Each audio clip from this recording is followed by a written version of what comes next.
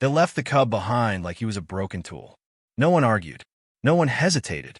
The decision had already been made before his claws ever touched the stone. The council chamber echoed with quiet clicks and low hisses as the elders shifted in their seats. Their bodies were built for height and speed, scales thick, claws sharp, eyes trained for hunting. In their world, strength decided everything. You climbed or you were nothing. A human woman sat across from them, back straight, hands resting open on her knees.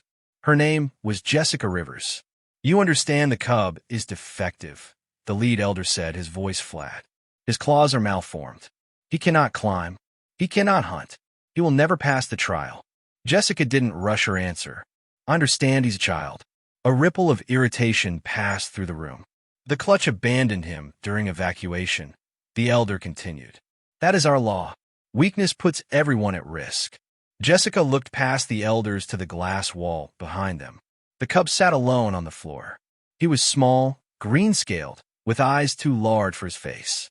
Other young ones had raced up the wall earlier, laughing as if gravity didn't apply to them. The cub hadn't even tried. His claws were short and bent, more blunt than sharp. "What happens to him now?" Jessica asked. "He is left," the elder said. Jessica stood. "No," she said. "He comes with me." That earned silence. Humans weren't supposed to interfere. They bonded too easily. Everyone knew that. "You'll regret this," the elder warned. Jessica met his gaze. "Maybe, but he won't be alone again." The transport ride was quiet. The cub sat wrapped in a warming cloth, frozen and silent. His file listed trauma shutdown and selective silence. He had learned the lesson his people taught early. The weak are baggage. Jessica didn't force conversation. When they reached her quarters, she sat on the floor instead of standing over him. "You're safe here," she said. "Nothing bad happens to you here." His frill trembled just once. Later, she showed him images on her wrist display. Forest cities, children running through fountains, families cooking together, laughing at nothing important. "This is my home," Jessica said. "Humans aren't strong like your kind. We can't climb walls or hunt with claws." The cub watched closely. "We survive," she continued, "because we build things. We change the world so people fit inside it." His head tilted slightly. "Before we dive deeper into the story, let us know where you are watching from in the comments and subscribe, because I'll be sharing something special tomorrow." The days passed carefully. Meals were left nearby. No sudden movements. Quiet when memories pulled him under. Jessica learned his signals, the sound he made when cold, the way his tail tightened when he was scared. She also prepared something else. High on the wall, she installed a sleeping ledge.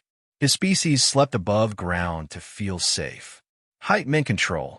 When the cub saw it, instinct took over. He crouched and jumped. His claws scraped, slipped. He hit the floor hard and cried out. Jessica stepped forward, then stopped. Hands raised. Choice mattered. The cub scrambled away, frill flashing deep purple. Shame. He tried again, and again. Each fall hurt more than the last. Finally, he curled on the floor, hiding his colors from the world. Jessica swallowed hard. Her people didn't beat cliffs with bare hands. Humans made stairs. She spent the night measuring. Claw angles, balance points, stride length. She printed textured platforms with grip surfaces and soft ridges. By morning, the wall had changed. Low steps climbed upward in gentle stages. Wide enough to turn around. Stable enough to trust. A guide rail, not a cage, ran along the side. Near the top, a resting pad waited before the ledge. Jessica stepped back and waited. The cub emerged and froze. Confusion rippled across his frill. "It's for you," Jessica said. "You don't have to jump." Slowly, he tested the first step. It held. Another step, then another. His breathing steadied.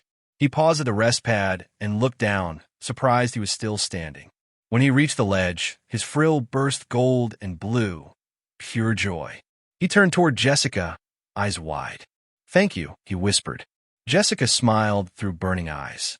The news spread fast. The captain called Jessica in, projecting a transmission from the council. "Your design caused a debate," the captain said. "Families are demanding alternatives. They want her specs. Jessica thought of the cub sleeping peacefully above ground for the first time. Yes, she said. Send everything. The ship changed, and used corridors became family wings. Steps became ramps. Quiet rooms appeared. Lights softened. Children once labeled defective found space to grow. Observers came. Questions followed. Why spend resources on the unproven? One asked. Jessica answered simply. Because they're children. Proof comes later. That night, she watched the cubs sleep, safe and warm. Humans weren't the strongest species, but they looked at a child the universe gave up on and said, the world is what needs fixing. In the weeks that followed, Jessica noticed something quiet but powerful happening. The cub began to explore on his own. Not fast, not high, but steady. He learned every surface, every corner, every place that belonged to him now. When other children arrived, wingless, smaller, slower, he watched them the way he once watched the climbers on the wall. Then one day he moved first. He showed them the steps, waited when they hesitated, sat beside them when they fell. Jessica saw it and understood the final truth. Strength was never about claws or height. It was about staying. The council never apologized. They didn't have to. The empty rooms told the story better than words. Fewer children were left behind. Fewer were labeled broken. And every time a new cub arrived afraid and silent, Jessica did the same thing. She sat on the floor, and she waited. One evening, Jessica found the cub standing at the highest rest pad, not sleeping, just watching the room below. His frills showed calm colors now, steady and warm. When he noticed her, he didn't shrink away. He stayed. I like it here, he said, voice stronger than before. Jessica nodded. I know. He wasn't fixed. He wasn't changed into something else. He was still himself. The difference was simple and permanent. The world no longer demanded he suffer to belong. And that, Jessica knew, was how real change started, not with power, but with one person refusing to walk away.